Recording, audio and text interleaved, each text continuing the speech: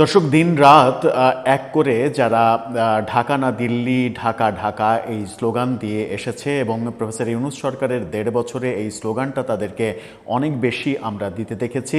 এখনও ভারত বিদ্বেষী মনোভাবে তারা শীর্ষে রয়েছে। তাদেরকেই যদি আপনি দেখেন যে নিজস্ব অনুষ্ঠানে কিংবা কোনো একটা আয়োজনে ভারতের কোনো জনপ্রিয় গান বাজিয়ে দেদারসে নৃত্যকলা করছে এবং মৌজ মাস্তি করছে, তাহলে আপনার প্রশ্ন মনে যেটা আসবে সেটা কি হতে পারে? কি প্রশ্ন আসতে পারে আপনার মনে?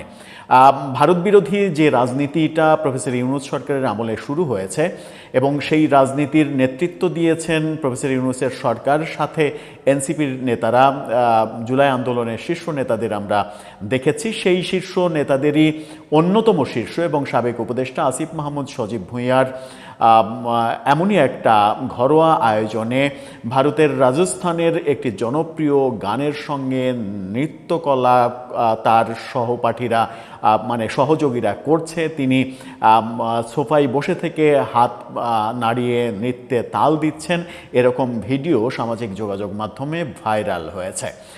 খবর নিয়ে জানা গেছে এই গানটার উৎপত্তি স্থল কোথায়। চলুন একটু জেনে দেখি ঢাকা না দিল্লি এই স্লোগান দেয়া নেতাকর্মীরা কেন ভারতীয় গানে কিংবা ভারতীয় সংস্কৃতিতে নিজেদের উল্লাস প্রকাশ করছে।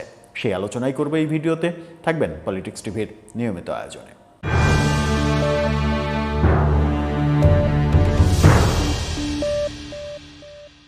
দর্শক, বলছিলাম ভারতের গানে যদি ওই ঢাকা না দিল্লি, ঢাকা ঢাকা স্লোগানের শিরোমণি যারা আছেন তাদেরকে মজমাস্তি করতে দেখা যায়, নৃত্যগীত করতে দেখা যায় এবং চরম আড্ডায় মারতে দেখা যায়, তাহলে আপনি কি বলবেন?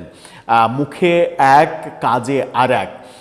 মানে ব্যাপারটা আবার যারা একটু বেশি ব্যঙ্গ করতে চান তাহলে ব্যাপারটা এরকম হবে যে মুখে বিষ অন্তরে মধু, অর্থাৎ মুখে বিষ ছড়ানো হচ্ছে ভারত বিষয়ে আর অন্তরে ভারত প্রীতি কিংবা ভারতীয় সংস্কৃতি প্রীতি আমরা দেখতে পাচ্ছি।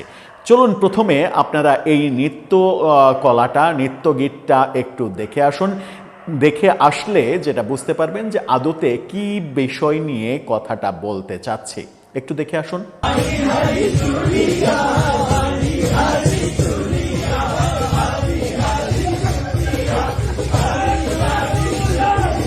এই যে হারি হারি চুরিয়া এই গানটা খোঁজ নিয়ে জানা গেছে 2014 সালে এই গানটা রিলিজ হয়। রাজস্থানের একটি জনপ্রিয় গান, রাজস্থানের মানে আঞ্চলিক এই গানটা জনপ্রিয় হয় 2014 সালে রিলিজ হওয়া গানটি প্রচণ্ড জনপ্রিয় হয় এবং সেই জনপ্রিয় গান এতটা জনপ্রিয় হয়নি যে বাংলাদেশের সব মানুষ এই গান সম্পর্কে জানে, মানে সেটাও না। আবার এই গানটা যখন, এই গানের শব্দগুলো যখন হারি হারি চুরিয়া, তখন আওয়ামী লীগের অ্যাক্টিভিস্টরা এই গান এবং ভিডিওটাকে নিয়ে নানা ধরনের ট্রল করছে। সেই ট্রলে তারা বলার চেষ্টা করছে যে হারি হারির জায়গায় হাদি হাদি, চুরিয়ার জায়গায় একটি গালি, চ বর্গীয় একটি গালি, রয়ের কাছে ত হস্যি, এই জাতীয় একটা গালি আছে। সেই ব্যাপারগুলো নিয়ে তারা ট্রল করার চেষ্টা করছে যে আসিফ মাহমুদ সজীব ভুঁইয়ারাই হাদিকে নিয়ে গালাগালি করছে এবং সেই গালাগালিটা উদযাপন করছে। আদতে হাদিকে নিয়ে গালাগালি করছেন না তারা যেটা করছেন, রাজস্থানের আঞ্চলিক একটা গান, যে গানটা জনপ্রিয় হয়েছিল 2014 সালে রিলিজ পাওয়ার পরে, সেই গানটা নিয়ে এই উল্লাসটা করছেন। সেখানেই প্রশ্ন আসছে যে আপাদমস্তক ভারত বিদ্বেষী যে রাজনীতি, ভারত বিদ্বেষী যে বয়ান, ভারতের 7 সিস্টার আলাদা করে দেওয়ার যে হুমকি, সেরকম কর্মকাণ্ড যারা করছেন তারা যদি ভারতীয় সংস্কৃতিকে ধারণ করে কিংবা সেটাকে উপজীব্য করে এরকম মানে আড্ডায় মেতে ওঠেন, ফুর্তিতে মেতে ওঠেন, তাহলে আপনি কি ভাববেন তাদের সম্পর্কে? যেটা বললাম যে মুখে বিষ অন্তরে মধু, মুখে ভারতের নামে বিষ ছড়ানো হচ্ছে কিন্তু অন্তরে মধু দেখা যাচ্ছে, ভারতীয় মধুর প্রলোভনে তারা পড়েছেন।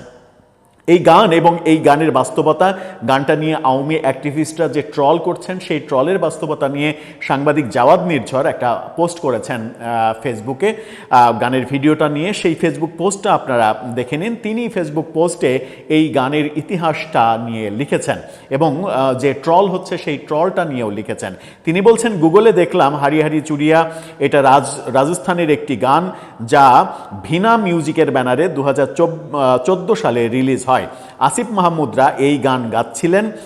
গানটি তাদের কাছে অনেক জনপ্রিয় বলে মনে হচ্ছে, যদিও ওটাকে হাদি হাদি ওই যে চুরিয়ার কাছে চবর্গীয় যে গালি, সেটা মানে ডট ডট দিয়ে করেছেন, বানায়ে অপপ্রচার চালাচ্ছে এক দল, যা সত্য নয়। গানটা হলো হারি হারি চুরিয়া, মুখে ভারত বিরোধী আর আড্ডার সময় ভারতীয় গান। এরকম কথাই তিনি সাংবাদিক জাওয়াদ নির্ঝর সামাজিক যোগাযোগ মাধ্যমে লিখেছেন।